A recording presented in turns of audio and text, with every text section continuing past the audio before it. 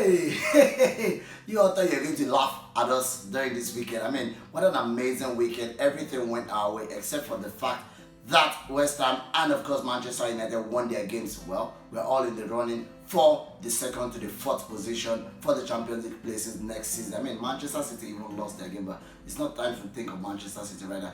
Guys, we won.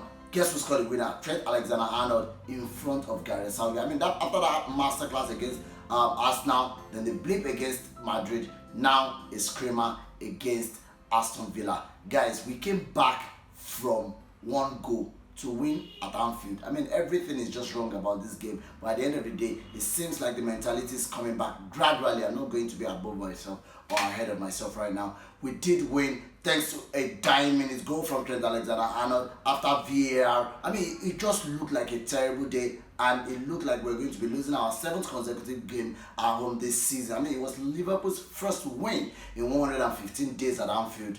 We had not even won in 21 at Anfield. We had not scored a first half goal at 2021 at Anfield. We scored our first open play goal at Anfield for the first time this season. That game had everything you wanted it to have. It had disappointment, it had agony, it had screamer, and of course he had some blind play from Firmino. Anyways, guys, thank you so much for switching on for today's episode of my Liverpool games. You guys hear much about it in my reaction. Stay tuned, guys.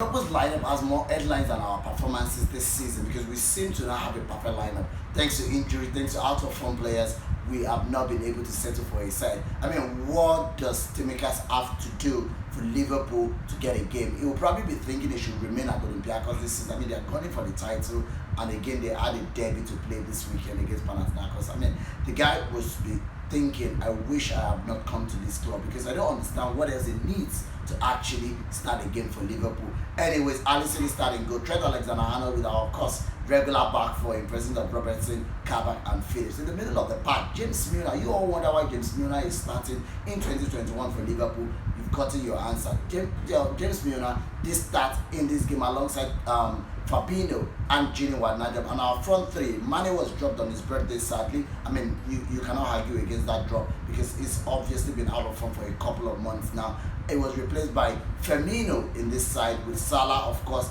and Diego Jota started in our front three. It was an amazing play. It looked like a very shaky start for Kabak, but at the end of the day, it was going to look like the regular game. I mean, we played so well, but at the end of the day, there's no reason. All of a sudden, we make one mistake and they take advantage. I mean, Watkins, this guy has been splendid since he came from Brentford to Aston Villa this season. He scored his 14th league goal of the season. 4 against Liverpool this season, 3 in the first leg, and now 1 at Anfield. And it looked like we're going to be having that particular type of game again at Anfield, where we will lose 1-0 and we would count it to our losses again this season. But we were back shortly before halftime after Firmino thought he had put the ball at the back of it. I mean, Firmino, who has been out of form, has been bent for a couple of games. What started ahead of Mane in this game, and at the end of the day, it did show why it's so important in this Liverpool side. In as much as, I mean, you all understand how much I criticize Firmino whenever he doesn't play well,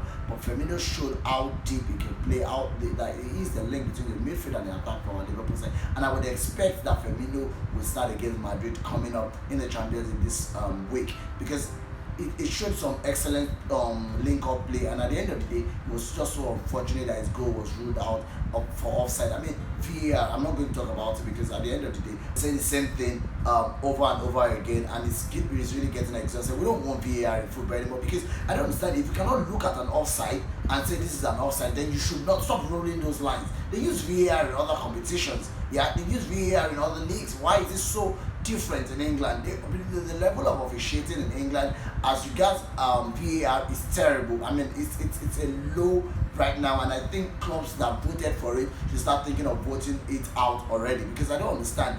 Now it's just an agenda against Liverpool. I'm not going to say anything after that because it's really annoying. Yeah, I don't know how you can say Jota was offside in that place.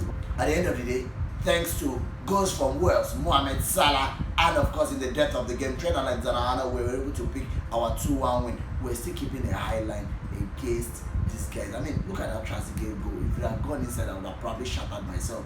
Alisson has not been on form this season. I mean, he just has 7 clean sheets all season, and he should have done better for Watkins' goal, in all honesty. Gini Wijnaldum, in my opinion, does not look like a player that wants to remain in Liverpool anymore, and I think it's time we start facing him out already, because we have important games to play. James Milner, Shaqiri even came on the pitch, and himself and Thiago quick link up play, and they did create the goal at the end of the day. I mean, Shaqiri needs to play more than 3-4 minutes in every game. He needs to start playing. The club should think ahead and do substitutions fast as he can to get these guys on the pitch to show an impact. He was very, very fortunate to actually get a goal after Shaqiri and Thiago they link up for the Trent's goal. But at the end of the day, he needs to start starting these guys or putting them in minutes that they will be able to make an impactful substitution at the end of the day.